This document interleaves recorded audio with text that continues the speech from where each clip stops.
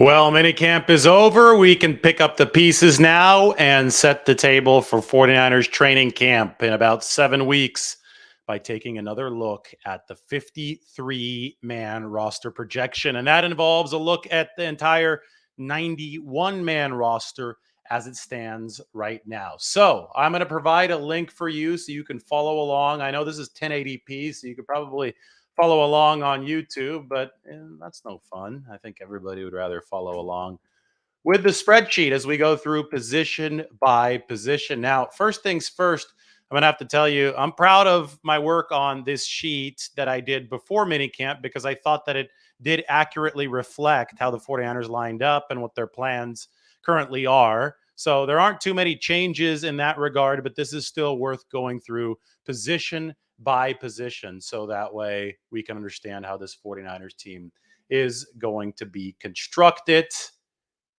once the season does begin. Now, 53-man cutdown day is going to come at the beginning of September, right before the start of the regular season. Before then, you're going to have this team carry the 91 men on their roster. There's one international exception, that is Alfredo Gutierrez out of Mexico. He will be able to be an international exception even during the regular season. So technically, the 49ers will have 54 on their roster. Now, on top of that, they're going to be able to field a 16-person practice squad. And Alfredo Gutierrez, I guess I should say that he's going to be part of the 16 or 17-man practice squad because that international exception applies to the practice squad and not to the active 53-man roster. So here it is. Those of you who have it open or those of you who are watching and not just listening, you'll see the yellow highlights. Those are rookies. The orange highlight, that is Alfredo Gutierrez, the exception that I was talking about. And the pink highlights, those are players who are currently hurt. So you have two right now, Brock Purdy and Dre Greenlaw. Other guys dealing with some minor dings, but Greenlaw had thumb surgery. He's recovering from that, should be ready in time for training camp. Brock Purdy obviously had elbow surgery. There is growing optimism that Brock Purdy is going to be ready and recovered by training camp and then obviously ready to go for week 1 against Pittsburgh.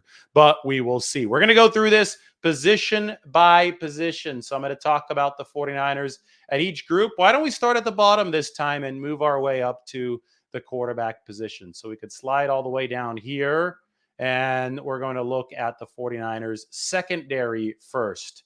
From the cornerback position to the nickelback spot to the safeties, let's see who makes that 53-man roster. As of today, on the inside of this picture, I have Charvarius Ward and Deommodore Lenoir. Lenoir, to me, looked really good during the 49ers offseason program. He's now wearing number 2. That makes him look a little bit faster, that single digit. But he's got that second cornerback position in a stranglehold right now. Isaiah Oliver, new nickelback. He came over from Atlanta. The 49ers are going to change at that nickelback position. They're going to be bigger at nickelback. Oliver, instead of being your little 5'9" shutterbug, this guy's 6 feet tall, 210, 215 pounds or so. He's going to give the 49ers some real flexibility at that nickel spot because on top of the size, he can also play inside or outside. But he's a lot better at slot than he is on the outside. With the Falcons, for a couple of years, they tried him at outside corner. He didn't quite have the burner speed to keep up with go routes on the outside. That's when Isaiah Oliver moved to the slot, and I think he's perfect for that position. So the 49ers have upgraded size at their starting slot cornerback position. Your two starting safeties, Talanoa Hufanga and Tashawn Gibson, they were maybe the best duo in the NFL last year. Statistically, Hufanga and Gibson were awesome. Jair Brown, 4 interceptions during OTAs, 49ers top draft pick. You can expect 3 safety sets. Now, you look at 3 safety sets and you look at the body type of Jair Brown. Well, it's something maybe a little bit bigger than Isaiah Oliver's, right? And Isaiah Oliver's big for a nickelback. So your 3 safety set can easily look like Hufanga, Gibson, Brown with no Oliver on the field. You can also have Jair Brown take over for one of the linebackers, the third linebacker right now being Oren Burks. So the 49ers can get really creative with this. All I know for sure, assuming all these players stay healthy, is that Brown will make the 53-man roster. No need to worry about that. George Odom is the 49ers' other backup safety. He'll make the 53 because he's one of the best special teams players in all of football. And then we wonder, okay, who are going to be their backup cornerbacks? Well, Samuel Womack made the team last year. He's already proven his value on special teams. So Samuel Womack, I think, has an inside track. And, I liked what I saw from Darrell Luter Jr. in OTAs. And he didn't practice there on that last day of the mini camp, but Darrell Luter Jr., 49ers 5th-round draft pick. Right now, if you look at this roster, I have him on the inside and I have Ambry Thomas on the outside. This could easily flip if Ambry Thomas makes a surge, impresses the 49ers with some improved physicality. He's not going to be able to show that until the pads come on. Or they could take one extra cornerback just because of how important that is to them. But, Ambry could also be in that Colton McKivitz spot back in, 2021, where McKivitz had to start the season on the practice squad. But if you cut Ambry Thomas, I think there's a good chance somebody else picks him up just because he's a cornerback. That is a premier position. And he has proven that he can do something at the NFL level back in 2021. So with Ambry Thomas, I think that the pressure's on for him to make the roster if he wants to stay with the 49ers. Steve Wilks had some complimentary words to say about Ambry the other day. Wilks happy with the progress that Ambry has made. But again, he said, we won't know if he's solved that biggest weakness, that lack of physicality, until he actually can get physical on the field, until pads actually come on in training camp. One of the biggest standouts for the 49ers is the guy that I just clicked on right there. Deshaun Jameson might have been one of the biggest rookie standouts during the offseason program. You talk about a little shutterbug. He's only 5'9", 5'10", undrafted free agent out of Texas, but he has an electric return reel, so he might be able to help the 49ers out on special teams. And he made play after play after play, albeit mainly on third-team action in the offseason program. Don't be surprised if Deshaun Jameson somehow forces his way onto this football team. That puts more pressure on a guy like Luter, more pressure on a guy like Ambry Thomas. So out of these, DBs that are on the outside looking in right now, I think Deshaun Jameson has the earliest head start out of all of them. Miles Hartsfield, he might have a little bit of a head start because he knows Steve Wilks' system. Although I think Hartsfield on a minimum deal played for Carolina under Steve Wilks. Wilks is going to be happy to have him there in training camp to help install the system. But Hartsfield, unless somebody in front of him gets hurt, might be more of a practice squad candidate for the 49ers. I also have Quantrez Knight listed here in the pink because he had a wrist splint on. I think he had some kind of, I don't know if he had surgery or not, but he had something on his wrist and did not participate in the offseason program. So that is the 49ers DB position. If you guys have a question about the DBs, why don't you let me know right now? I'm taking a look at this comment section and I'll answer position by position. Yes, Jair Brown can play either free or strong safety. Those are essentially interchangeable in the 49ers system now. That was the goal. That's what they've attained. He can also play a third linebacker spot. He can play an edge rusher spot in a pass rushing situation, bring him close to the line. He could play a little bit of big nickel. As you could see, the nickel back has gotten bigger for the 49ers, prototypically with Isaiah Oliver. You're seeing a level of adaptability that they have instilled to implement in the defense. And I think that Jair Brown fits that. That's why Daniel Bullock's 49ers DB coach the other day said that he fits the DNA of our defense. Okay. If you have any more DB questions, let me know. Otherwise, we are going to move to the linebacker spot. Here we go. Linebackers for the 49ers. Warner, Greenlaw, I mentioned, had the thumb surgery, so Greenlaw will be ready for training camp, but we didn't see him on the field in the offseason program, although he was a very active observer. Orem Burks made a few nice plays, including a pass breakup of Christian McCaffrey the other day that I was like, wow, Orem Burks, to cover Christian McCaffrey in space at any position, whether you be a safety, a corner, or a linebacker, and linebackers normally get cooked by Christian McCaffrey, the fact that he was able to knock away a little angle route, to me, that was impressive from Orem Burks. And, I was already impressed with Orem Burks' special teams play.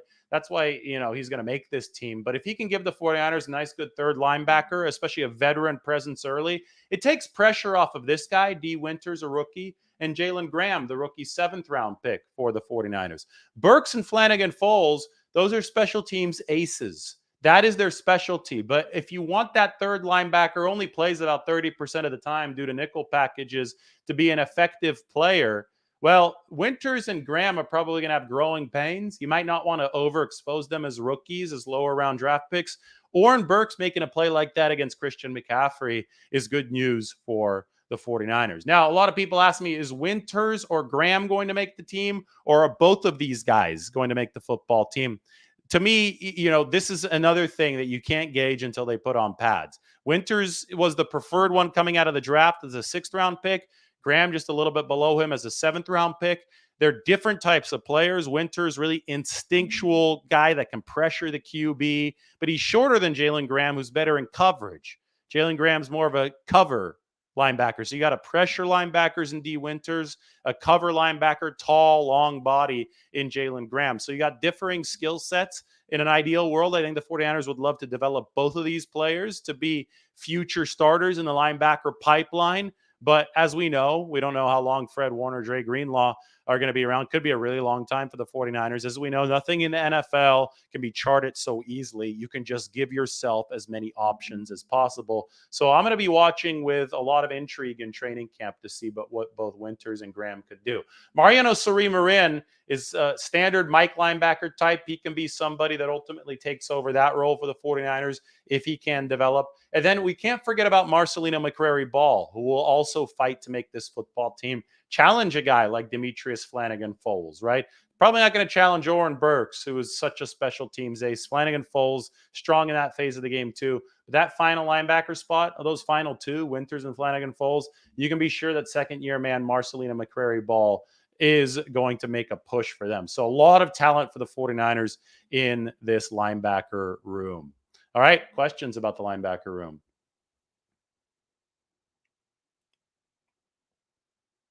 This goes along with your previous Gopher Baroque's previous comment. The 49ers linebackers are close to interchangeable with some of the D-line, pass rush, and safety nickel coverage. 49ers have the best linebacker team in the NFL. Yeah, you talk about interchangeability. It extends past linebacker. It goes into the defensive backfield with guys like Isaiah Oliver, bigger-bodied nickel, right? Hufanga and Gibson can play close to the line, or they could play up in the post. Same with Jair Brown. That interchangeability isn't limited to just this position group. It's limited to all of the back seven. And then there's some flexibility in the front four as well, but we'll talk about that in a second. This is what makes an excellent defense. Only 100 watching and over 100 watching, only 19 likes. That's unacceptable. So let's smash that like button right now as we move to the defensive line. All right, so the 49ers going to carry 10. They've carried 9 in the past. They can carry 11 as well. 12 might be aggressive. But obviously, Nick Bosa, Eric Armstead, Javon Hargrave, Drake Jackson, who, yes, is 13 pounds stronger. We've covered that very thoroughly. Then you have Cleveland Farrell, Kevin Givens, Javon Kinlaw. They're excited about him in that rotational role. Robert Beal Jr., the rookie. I think he'll make the team. I think that the 49ers have really specifically found a skill set with Robert Beal Jr. that will fit with them as a football team. Kalia Davis and Kerry Hyder Jr. He of the pick 6 against Trey Lance to close the offseason program. So there are your 10, but you've got more capable guys. I mean, T.Y. McGill gave the 49ers some quality snaps last year. Austin Bryant, they're hoping to leverage a new platform from him and some health after he struggled through 3 years with the Lions. He's a potential edge rusher to beef things up. Marlon Davidson, tackle, former second-round pick of the Atlanta Falcons. He's in the mix to try to push Kalia Davis, Kerry Hyder, those guys for playing time. Spencer Wagee, college teammates with Trey Lance at North Dakota State. Probably more of a practice squad candidate. Somebody, take a spot of somebody like Alex Barrett, who's also on this team, who's been on the practice squad in recent years. And Daryl Johnson, former Buffalo Bills, 6'6" defensive lineman who the 49ers just signed, but he's not likely to make that 53-man cut down. So I have the 49ers taking 10. along that defensive line. And I think this line is deeper than it was in recent years. It's definitely deeper on the interior than it was last year. Whether or not it's better and deeper on the exterior is going to depend a lot on if Drake Jackson can take his new muscled up body and apply that to improvement and stamina and sack ability on the outside. Do the 49ers add another edge rusher? I know some of those guys like Leonard Floyd have been coming off the shelf lately. So maybe the 49ers can make a move there if they want to. But the price tags of some of these edge rushers who have been signing lately, Frank Clark, I think, was about $7 to $8 million a year. That's fairly steep. And if the 49ers believe in Drake Jackson, and so far he's given them every reason to believe in him because he has transformed his body over the offseason, I don't think the 49ers are in position to be dishing out $5 to $10 million for an edge rusher. Maybe lower than 5 if you can get one of these vets there, maybe Justin Houston, because Yannick Ngakoue is not going to cost less than $5 million. Jadeveon Clowney wants $10 million. So the 49ers need to be cost efficient here because any cap space that you save this year carries over to next year where they are loaded with payments they're going to need to make next season. So to keep this team together, they've got to be smart with every single dollar this season. And that's why they're biding their time, potentially adding edge rusher insurance, because Drake Jackson and his improvement can make that moot. They may not need that edge rusher insurance if somebody like Drake Jackson delivers the way that they think he can. How was the shrimp last night? It was really good. Didn't get sick, wasn't undercooked. I know you saw the show with Margot and me. We really enjoyed the shrimp. It was very, very good. Oh, Margot's watching right now. She got me this shirt. It was a surprise. It was in the closet. So we'll say hello to her. Thank you for the Kenny Flowers shirt. Just got a text message. So she's one of the 129 viewers on board right now. Maybe she should get back to work, though. They're going to be upset with her if she doesn't. Or you can always just quit your job, but no, I'm just kidding. All right, here, let's keep on moving through. Questions about the defensive line. Defensive line, that's what we're on right now.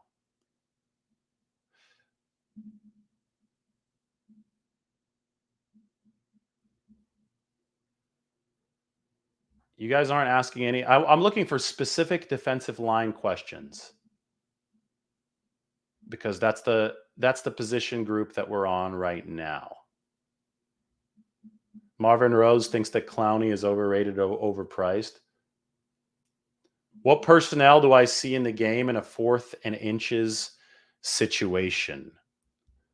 Okay, well, here we go. Let's get to that D line. We've got, obviously, you want Bosa in the game at all times. Probably take Jackson off the field, even though he has gained some weight. Kinlaw, you could toss Kinlaw in there. Armstead's really good at holding his ground. Hargrave, really good at holding his ground. So, yeah, I think you probably go Bosa, Armstead, Hargrave, Kinlaw in a 4th and inch. And then you add, I mean, if it's a 4th and inches against the run, you can add more defensive linemen. But as far as your top 4 D linemen, just to be able to stuff a run, I would say that those 4 are them if you wanted some beef in the football game for the 49ers. Good question. Very good question. Let's move on to the offense. 53-man projection. Gonna scoot up here. We'll do the offensive line first. Take a look at this. All right, here we go.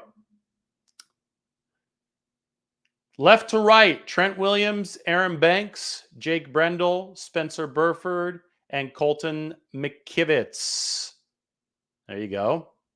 Those 5 are gonna they're gonna make the team if they stay healthy, and I would say that they're close to entrenched in their starting spots. When Chris Foerster went and told Spencer Burford and Colton McKivitz here on the right, these guys would be the 2 new starters this year, that they don't need to be looking over their shoulders.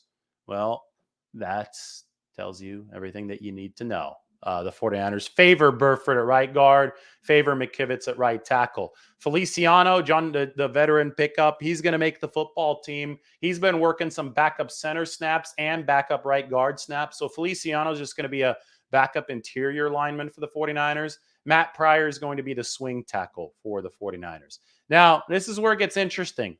Will Nick Zakelj show the 49ers enough to stick around for yet another season? I think that he impressed them last year. They started giving Zakelj reps at center this OTAs, which I think is significant for his roster staying power, because the more versatile he can be, the better chance that he'll have of making future 53-man rosters. So if you look at Zakelj, he can be as they're listed as a backup guard or a backup center. That adaptability, if he continues developing it, will help him. If you look further down here, you have Jalen Moore, who actually was taking first team left tackle snaps with Trent Williams gone. So Moore can still really push somebody like Matt Pryor. So don't discount Jalen Moore, especially if you want more tackle depth, if you want to take 9 offensive linemen instead of 8. Leroy Watson, does he blow past Moore in training camp? He's added all that weight. He looks the part at tackle. That's going to be interesting. Leroy Watson can knock on the door of a roster spot. As far as the interior guys, well, they're going to be pushing Nick Zakelj. So somebody like Joey Fisher out of Shepherd, right? Small school Shepherd. We talked a lot about him when the 49ers paid him a lot of money to be an undrafted free agent for them. Somebody like Joey Fisher can play guard for the 49ers and potentially threaten Nick Zakelj's spot. Jason Poe, second year, has got to make a big jump, can also threaten for one of those guard spots. Keith Ishmael, he's a backup center. So is Corey Luciano. Il Manning, to me, this is interesting. Manning is a guard out of Hawaii, built like a guard, but he played some left tackle for the 49ers in the offseason program on the third team, but still some left tackle for them. And expect Alfredo Gutierrez to make the practice squad as an international exception. So as you can see, a lot of competition. It's hard to really gauge it right now because these guys didn't have pads on yet.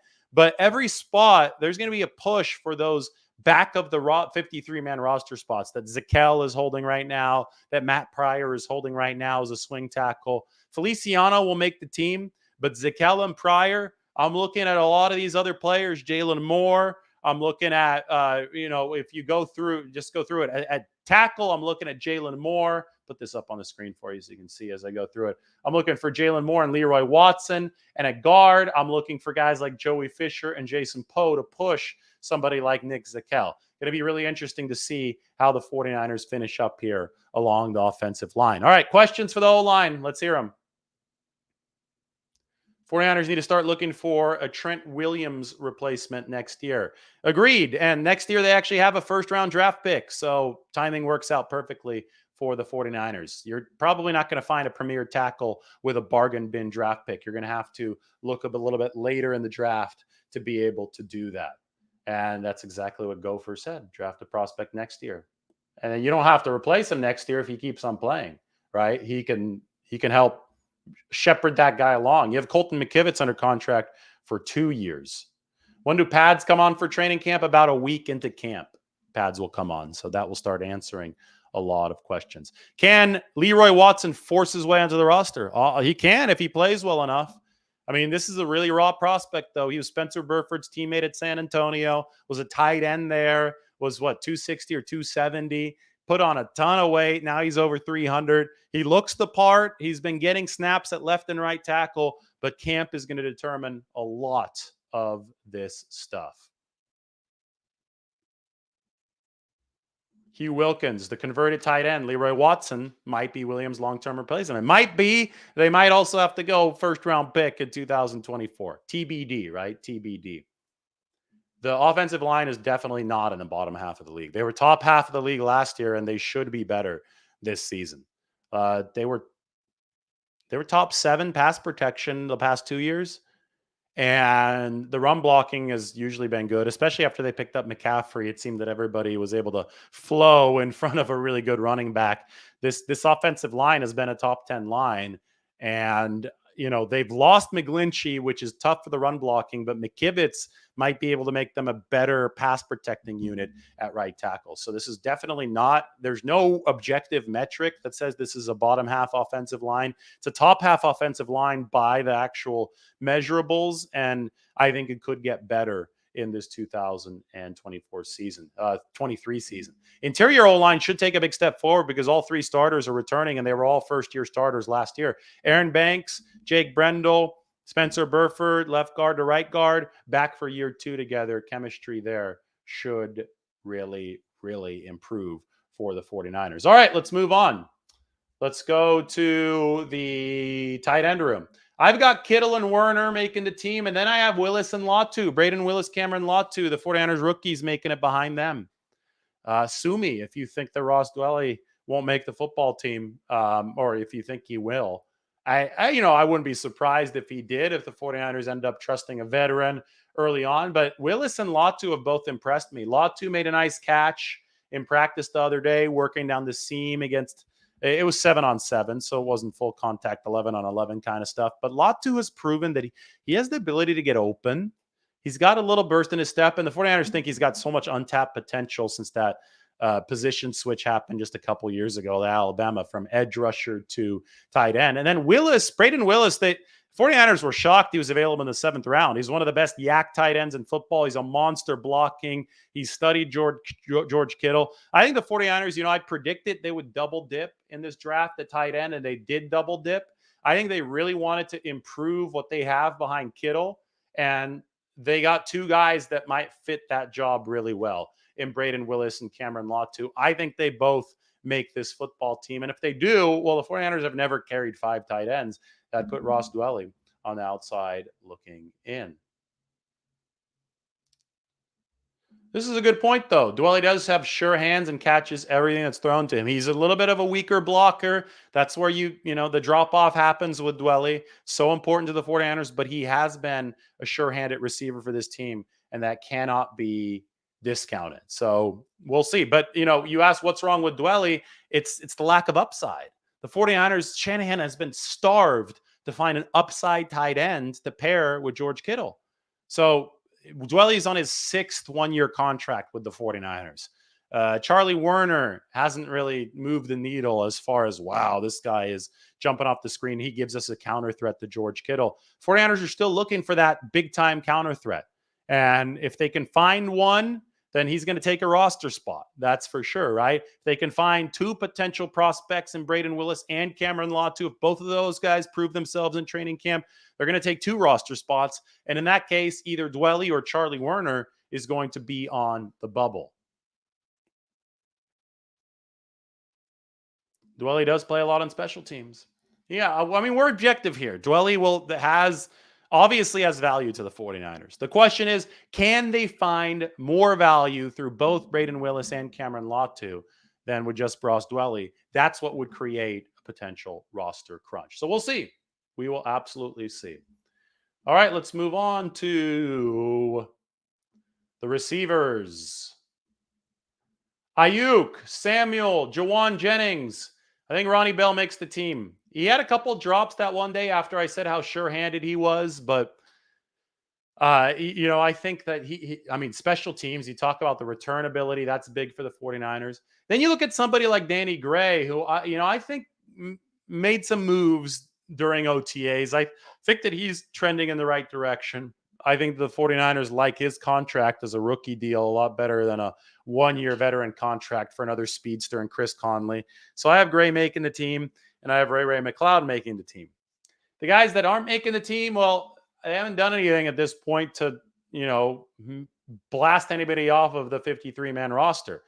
Conley, the veteran, Willie Snead, who could be a practice squad call-up vet for special teams purposes, Tay Martin, Isaiah Winstead, the rookie, and Daz Newsome. I think this is, at this point, relatively cut and dry. Ayuk, Samuel, Jennings, Bell, Gray, and McLeod making the 49ers 53-man roster at that receiver position. No receiver questions. Andrew just thinks that Ray McLeod should play more. All right, we'll give that to Andrew. And we're going to move on to the final 2 positions, running back and quarterback. Let's go. Running back and QB right here. So McCaffrey, Mitchell, Mason. Hell, Mason might even leapfrog Mitchell if Mitchell can't stay healthy. Mitchell was already missing times with some dings here in the offseason program. But Mason's been working on the catching out of the backfield. So is Ty Davis-Price. So the 4 running backs, McCaffrey, Mitchell, Mason, Davis-Price, Juszczyk, obviously the fullback. We'll see during training camp if Kalon LeBourne, and Ronald Awatt during training camp in the preseason do something to knock somebody like Davis-Price out of the equation, or if Mitchell is hurt or if Mason is hurt, if somebody's hurt, well, then obviously one of these guys can make the team. But for now, I have him on the outside looking in. I have Jack Coletto on the outside looking in as a fullback project for the 49ers. Maybe Kyle Juszczyk's successor one day. But to me, nothing could have moved during OTAs because it was a non-contact period. So that's how you have it at the running back position. Oops, let me take the Ray McLeod propaganda from Andrew off of the screen. All right, now we move to the quarterback position. Do you even need to see this? We can just talk about it. Purdy, Lance, Darnold, Brandon Allen. Purdy is the top guy, and it's trending toward Purdy being ready for week 1. It's not certain yet. Has either Lance or Darnold or Brandon Allen somehow separated themselves? No. We didn't think that they would during OTAs. They set themselves up for potential competition at training camp. Lance, I think, has improved his mechanics a lot. Darnold is an insanely talented thrower. We already knew that. And Brandon Allen might be better than people thought he was. You have to keep in mind that he was a number 2 in Cincinnati. He wasn't a number 4. So this competition is going to be mighty interesting in training camp, especially if you add the whole Brock Purdy dynamic into everything. And you see how quickly Brock Purdy starts to get those first team reps after he returns from elbow injury. The point is that we just don't know at the quarterback position right now. And instead of arguing about individual players while we don't know, it's smarter to consider that the 49ers are building a room at this quarterback position. It's all about building a room so they're armed with as many options as possible moving forward. I do a lot of quarterback shows, so there's no point to answer quarterback questions because they're all going to be really, really irritating hypotheticals again. And again, I don't answer hypotheticals. We're going to treat this as any smart GM would. We look at this as a quarterback room. We look at this on the aggregate so the 49ers have options to tackle whatever happens moving forward. All right, everybody, like the video, sub to the channel. Hopefully you like this 53-man roster projection. I don't think you're getting content about the 49ers as in-depth as this anywhere else. So like the video, sub to the channel, sub to The Athletic. We'll talk to you all very soon. Everybody take care.